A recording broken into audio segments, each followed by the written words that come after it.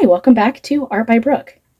I just did a vase paint pour, and this canvas was underneath the vase to catch some of the excess paint, but there wasn't quite enough to cover the whole thing, so I actually have some of the colors left, and I think that I might do a ribbon pour on top of this and just see what we get, because there's some cool patterns in here that I don't really want to lose.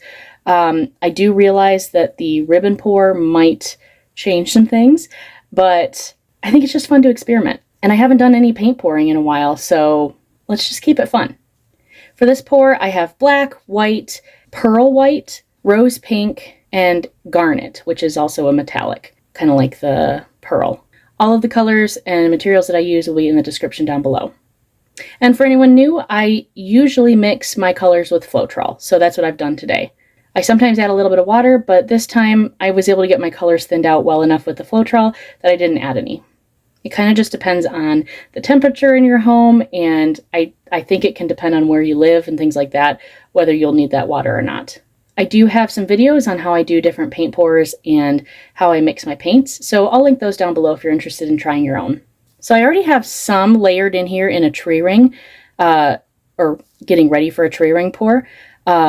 Basically what that is layering the different colors one on top of the other in the cup, so that if I pour it out in a circular motion, you get like that tree ring effect.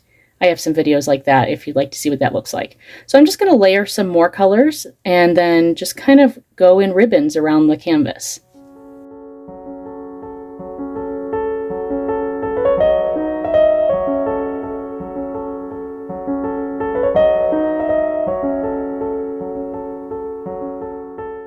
Okay, this is probably more than we need, but I got a little carried away because I just love these colors together. I noticed in my vase I didn't get quite as much black showing up as I wanted, so I added a little bit more this time, so hopefully we'll have some of that contrast in here. I love the way that this pink looks in that garnet color. It's kind of having the edges, it almost looks like electricity, the way the edges are going in. I'll have to experiment with these colors a little bit more because that garnet is metallic, and that specific brand, which I think it's Deco Art, these specific ones tend to be really fun in especially pours where you're trying to get a lot of cells. So I'm going to go ahead and just start pouring the ribbons, and then I'll jump right into tilting. I'm doing an edge around just so that as we're tilting we have some paint to push off the sides.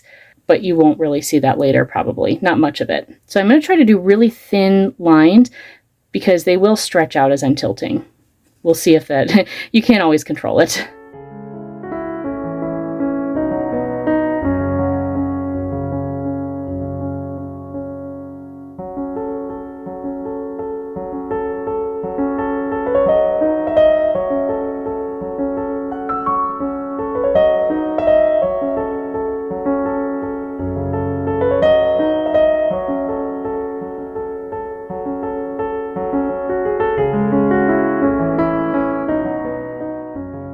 Okay, I realize this is very chaotic and I'm taking a little bit of a risk here, but I think it's really fun too. I'm seeing actually some cells developing, so as we stretch this out, we might get some cool effects. Take your guesses now if you think it's going to look kind of cool or kind of chaotic at the end, or both. Let's get tilting.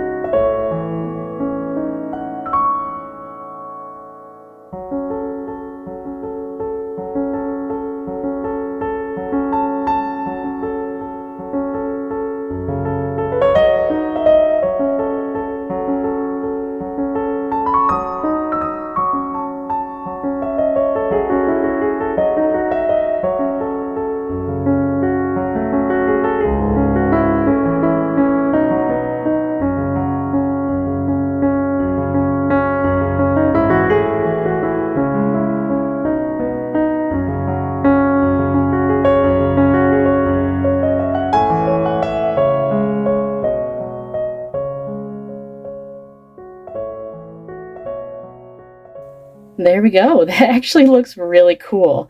It's not really what I expected. There's a ton more tiny cells than I thought there would be, but I'm really liking it. I can see a lot of contrast. It can be really hard, I find, with reds and pinks to get a good contrast. I don't know what exactly it is, but they just tend to bleed into each other a lot, especially as you add white, because that turns into pink. So I do usually like to add a really dark color if I can. So I'm going to try to use my torch on it to pop some more bubbles, just in case there's any there, and see if it'll help the cells spread.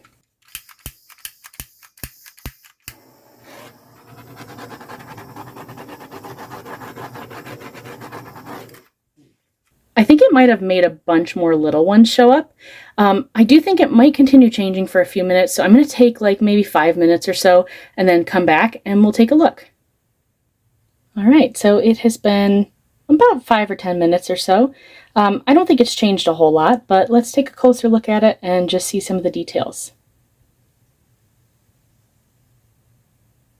So you can see all the tiny, tiny cells that are all the way through this whole thing, which is kind of cool. It almost reminds me of stars, but I guess it would be stars in a red sky.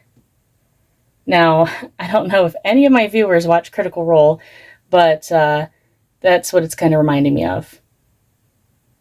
I know I've mentioned them before and don't know if any of you watch, but let me know if you do, because that would be cool. No spoilers though, I'm catching up in this season 3. Or I guess I should say campaign 3. I really like the dimension and the movement in this.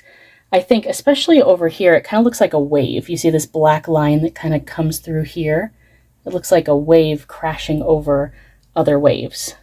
So I'm curious, do any of you see something different than a wave in here? I know that these are kind of like the Rorschach tests. People could see anything. So let me know if you see anything cool in here. I don't necessarily usually do red or pink pours. They're not always my favorite because I have trouble with contrast, but when they do work, I think they're really stunning. So it's probably a little bit that I'm nervous to do them. So I'm really glad this turned out well. I think that black is going to dry a little bit more intense as well. Really all the colors should, because there is Floetrol in them, which is white when it's wet, but then it dries clear. So all of the colors will intensify as they dry. If you enjoyed this video, I would really appreciate it if you gave it a thumbs up and left a comment down below. And don't forget to subscribe if you haven't already. And click the bell so you get a notification every time I post a new video. Thank you so much for watching, and I hope you have a great day.